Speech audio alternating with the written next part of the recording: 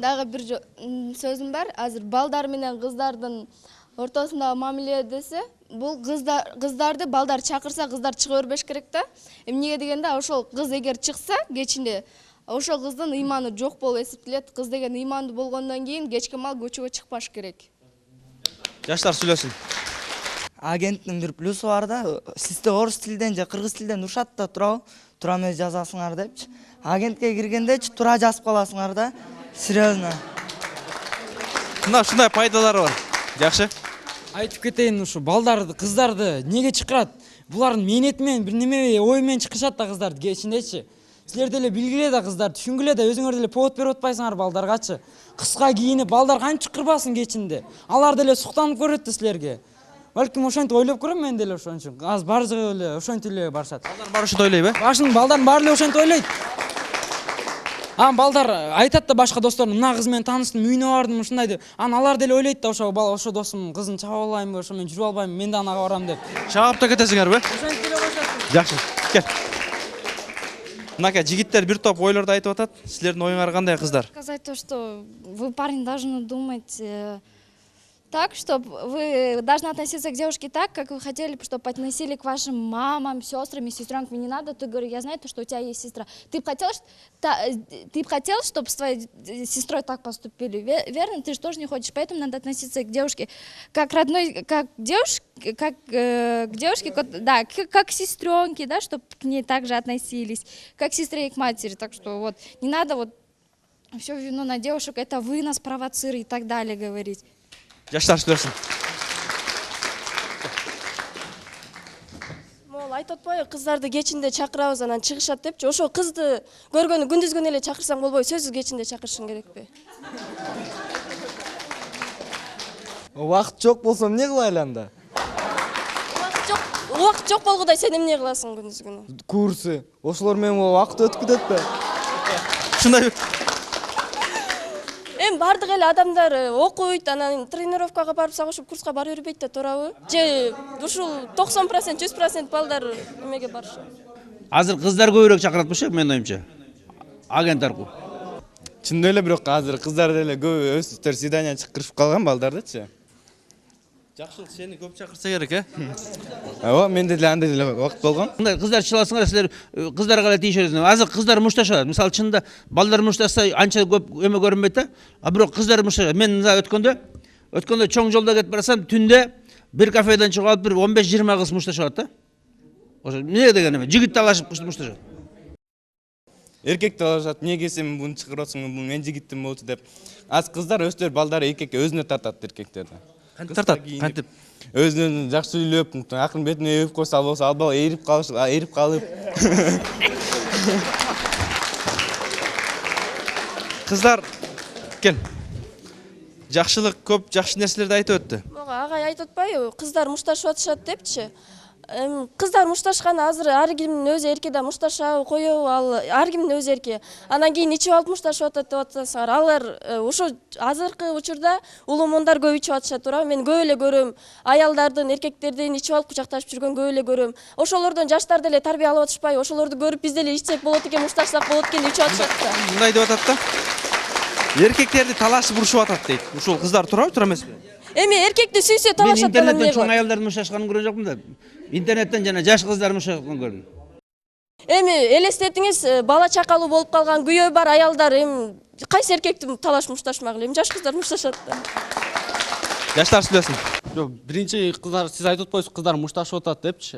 Негизи кыздар мындай мушташпаш керек да, кыздар уялыш керек. Ошо мушташып, бирөөнү талашып эметкенден кыздарда уят болуш керек. Кыздар мисалы мушташкан, ал балдарга мушташса, ал эми кандай десем, сиз айткандай, балдарга көрүнбөйт көп. Балдар ии деп коет, булар келечекте атасы болот, эмеси мындай жөлөк таяк болот деп айтып коет да. А кыздар деген эне, ал мындай келечектеги эне, балдарга жакшы тарбия бере турган, сүтүн бере турган жакшы мындай өзүн кандай десем, эми мындай жакшы жакка алып барыш керек да. Анан Азыр кыздар айтып өтпөдү, балдарчы мисалы мушташып атат, ушул жазында көп нерсе болот, ушул нерсе депчи, жакшылыкты айтып атат. Анан ушуга эми токтотуш үчүн эмне кылыш керек?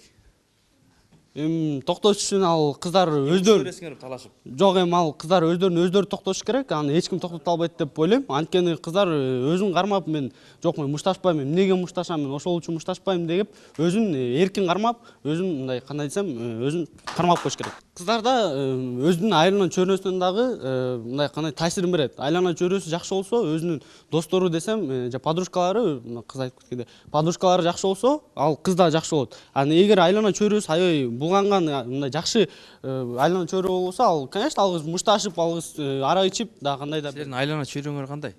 Эми менин айлана чөйрөм, мисалы, менин айлана чөйрөм абдан жакшы, мен айта албайм, жаман арак ичет деп айтпайм. Чоң рахмат. Урматтуу телекөрүүчүлөр, бүгүн сиздер менен биз жаш жана жаштар жана агент жөнүндө сүйлөштүк. Ошондой болсо дагы мынакей бизге бөлүнгөн убакыттын аягына келип калды. Урматтуу жаштар, силер жыйынтыктап берсеңер, ушул жастын жана жаштардын жана агенттин пайдасы, зыяндары кыска нуска өзүңөрдүн оюңарды айтып берсеңер, кимдерге пайдасы көбүрөөк болот, кимдерге зыяны көбүрөөк болот, анда толуктап жыйынтыктап берсеңер. Мен айтып кетет элем, ошо пайдалангыла, агентти да пайдалангыла, телефонду да пайдалангыла, интернетти да пайдалангыла, бирок жакшы жагына пайдалангыла да. Жаман жагына эмес. Сизге өзүмө, сизге да айтмакчымын. Жаштарды кыса бербеңиз да. Кечке эле мундей эле тинтпей эле кызып. Баарды өздөрү кылса,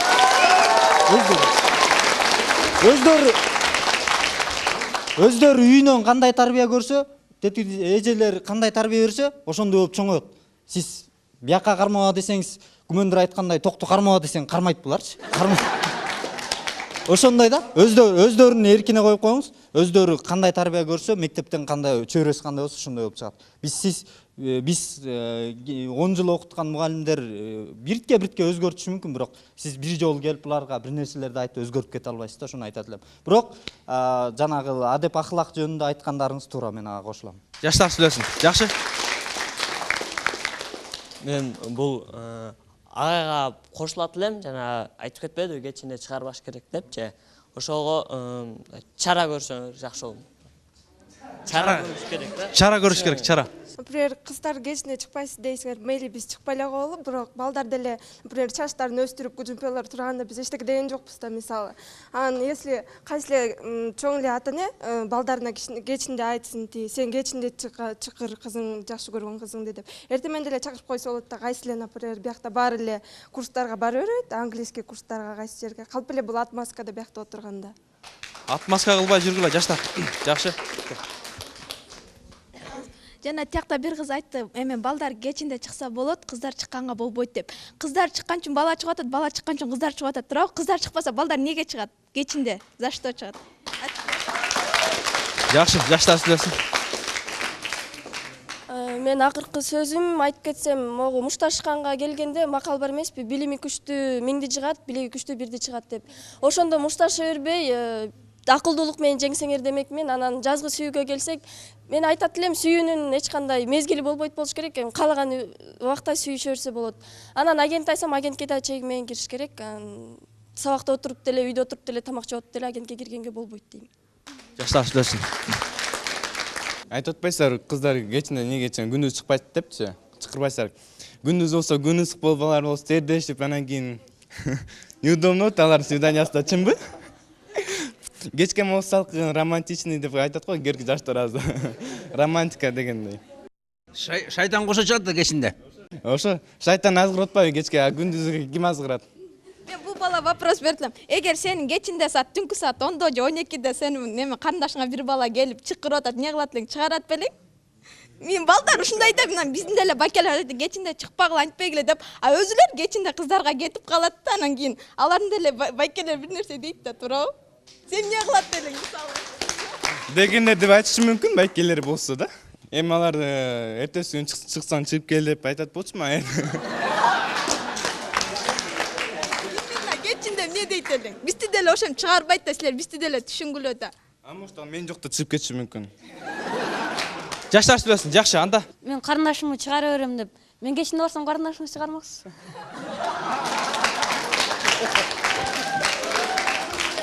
Мен карандашым болсо, сенен улуураак бою чоң болсоң, кичинекей бала кантип карайт сени? Тиги бала айтып атпайбы, азыркы жаштар арбас десе берип атат, берип атса арбасат деп. Сага да мисалы карылгач эже арбас десе берип атасыңбы?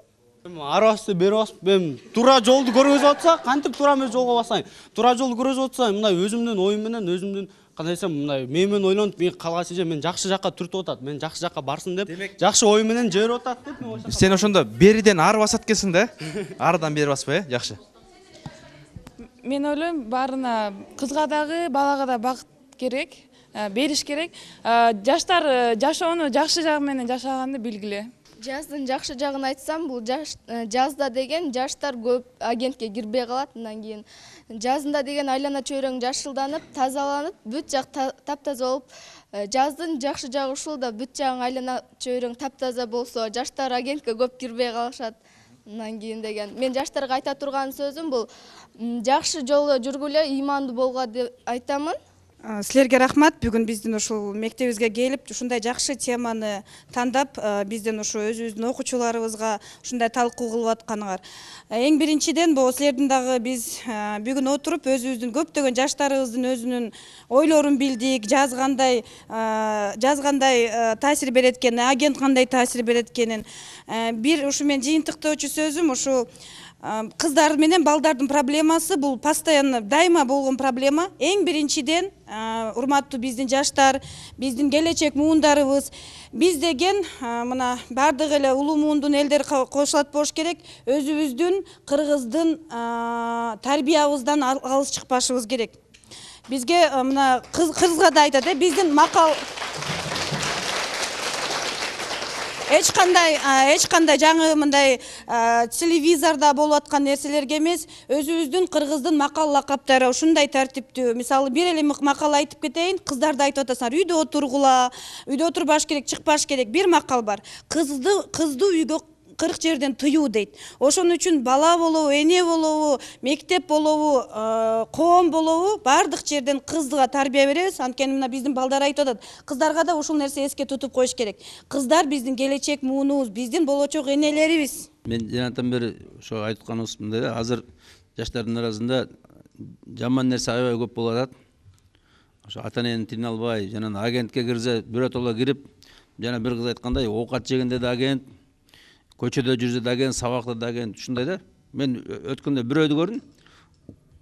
2 телефонду кармап туруп, улам минтип туруп, көзү чыкпайт да, ушу телефондон ушунда отур да. Айылда эле Кочкордо барсамыз, Кочкорго барсак, ошо 2 көзү тең телефонда. Анан айттым, сен ушинтсең мээң иштебей калат деп. Мисалы мен көрүп атам да, светофорго келгенде мээ иштебейт да, жашыл болсо баспайт, анан кызыл болсо басат да, көп балдарды көрдүм жаштарды. Ошон үчүн мына агенттен сактанайлы, анан мына жаз тез эле жылаңачтанып албагыла. Адеп дегенде керек да, көчөдө жүрүүнүн агенти эмеси бар, адеби бар. Мисалы кыз деген узунураак кийинип, скромныйраак кийинип жүрүшөт да, сулуулуңар да аз эле көрүнөт. Жылаңачтанып койсоңор эле сулуу көрүнөм деп ойлобогула. Бул туура эмес, анткени ден соолукка зыян келет, көп адамдарга провокация болот. Ошон үчүн жаз болгондо да адеби менен жүрөлү, кыш болсо да адеби менен жүрөлү. Чоң рахмат. Урматтуу телекөрүүчүлөр, бизге бөлүнгөн убакыт дагы аягына келип жетти. Ошондой болсо дагы, ошол шаарыбыздагы номер 7 орто мектептин жаштары жана эже агайлар бизге жакшы өзүнүн жүрөгүндөгү акыл насааттарын айтып беришти. Жана ошондой эле биздин жаштарыбыз дагы жүрөгүндө кандай талим тарбия алып атса, ошолордун бардыгын айтып беришти. Балким жаштардын оюнан дагы жакшы өзүңүздөр чечим чыгарып, келечекте жакшы бир багыт берет деген ойдобуз. Бүгүн бизге бул аз убакыттын ичинде ушул жас жана жаштар жана агент жөнүндө сүйлөштүк. Анын дагы пайдасын, зыянын сиздер менен чогуу билдик. Абасы ыр чыгып куштардан, абасы кымыз жыттанган. Кут болсун ушул жаз майрам, сактасын Кудай душмандан деп. Балким ушул жаштарыбыздын дагы каяка барып келип атат, кандай билим алып атат, кайсыл жакта жүрүп атат, кандай агентте кимдер менен сүйлөшүп жатат. Аларды дагы эсептеп билип алыңыздар деген ойдо. Жаштар сүйлөсүн теле долбоору коштошот.